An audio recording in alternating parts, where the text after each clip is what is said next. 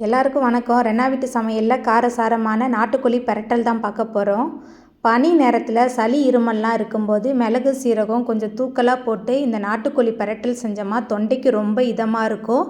சளி இருமலும் படிப்படியாக குறைய ஆரம்பிச்சிரும். எளிமையான முறையில் வீட்டில் உள்ள பேசிக் மசாலா வச்சு ரொம்ப சுவையாக செஞ்சிடலாம். எல்லாருமே ரொம்ப விரும்பி சாப்பிடுவாங்க. இந்த முறையில் நம்ம சமைச்சு கொடுத்தா அந்த சுவையான காரசாரமான நாட்டுக்கோழி பிரட்டல் குயிக்காக எப்படி செய்கிறதுன்னு வாங்க பார்த்துடலாம். நாட்டுக்கோழி பிரட்டல் பண்ண போகிறோம். அதுக்கு அடுப்பில் கடாய் வச்சுருக்கேன். 4 டேபிள் ஸ்பூன் அளவுக்கு எண்ணெய் சேர்த்துக்கலாம். எண்ணெய் சூடாகி வரட்டும். எண்ணெய் சூடாகி வந்துட்டு இதில் பட்டை, கிராம்பு, ஏலக்காய், மராட்டி மொக்கு சேர்த்துக்கலாம். பட்டை, கிராம்பு, ஏலக்காய், மராட்டி மொக்கு எண்ணெயில் நல்லா பொரிய ஆரம்பிச்சிருச்சு. பொடியாக நறுக்குன்னா 30 சின்ன வெங்காயம் சேர்த்துக்கலாம். சின்ன வெங்காயம் சேர்த்துட்டு நல்லா கலந்து விட்டு வதக்கி விட்டுடலாம். சின்ன வெங்காயம் தான் இந்த நாட்டுக்கோழி பிரட்டலுக்கு ரொம்ப ருசியாக இருக்கும். நல்லா வதக்கிடலாம். சின்ன வெங்காயம் நல்லா வதங்கி வந்துருச்சு. அதுக்கப்புறமா இதில் பொடியாக நறுக்குன பழுத்த தக்காளி 3 சேர்த்துக்கலாம். இது கூடவே கொஞ்சமாக கருவேப்பிலை சேர்த்துக்கலாம். சேர்த்துட்டு மறுபடியும் நல்லா கலந்துக்கிட்டு வதக்கிடலாம். சின்ன வெங்காயம் தக்காளிலாம் அதிகமாக சேர்க்கும்போது நாட்டுக்கோழி பிரட்டல் ரொம்ப ருசியாக இருக்கும். சின்ன வெங்காயம் தக்காளி ரெண்டுமே சேர்ந்து நல்லா கலந்து வதங்கி வந்துருச்சு. அதுக்கப்புறமா இதில் மஞ்சத்தூள் சேர்த்து சுத்தம் பண்ணி வச்சுருக்கிற நாட்டுக்கோழி சேர்த்துக்கலாம். நாட்டுக்கோழி சேர்த்துட்டு கொஞ்சம் நேரம் இந்த எண்ணெயில் நல்லா கலந்துட்டு வதக்கி விட்டுடலாம்.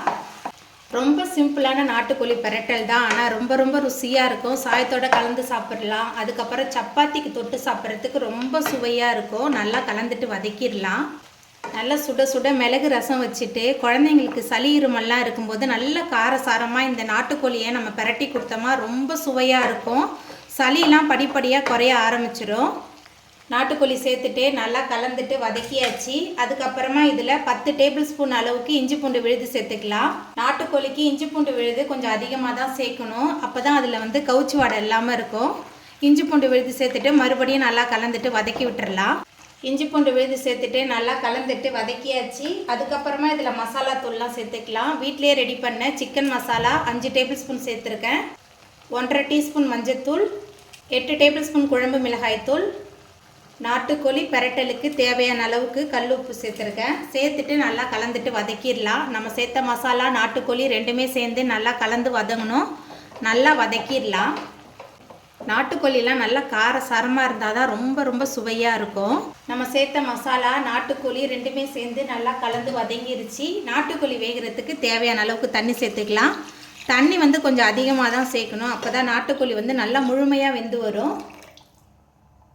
தண்ணி சேர்த்தாச்சு. தண்ணி சேர்த்துட்டு நல்லா கலந்து விட்டுறலாம்.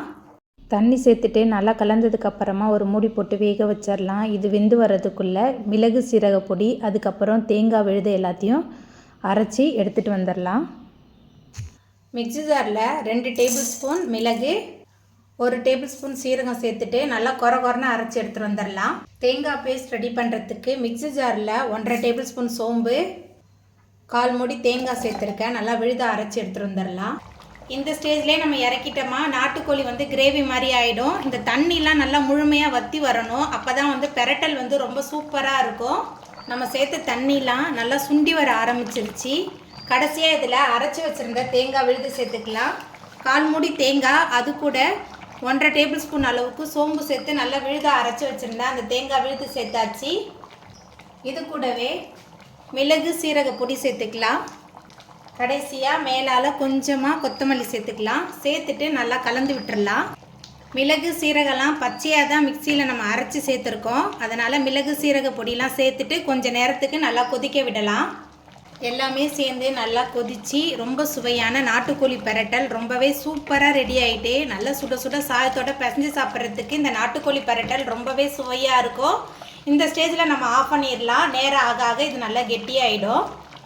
அவ்வளோதாங்க. ரொம்ப சுவையான காரசாரமான நாட்டுக்கோழி பிரட்டல் ரொம்ப ருசியாக ரெடி ஆகிட்டு. இந்த ருசியான நாட்டுக்கோழி பிரட்டலை நீங்களும் உங்கள் வீட்டில் செஞ்சு பாருங்கள். இந்த வீடியோ உங்களுக்கு பிடிச்சிருந்தா லைக் பண்ணுங்கள், ஷேர் பண்ணுங்கள், கமெண்ட் பண்ணுங்கள், சப்ஸ்கிரைப் பண்ணுங்கள்.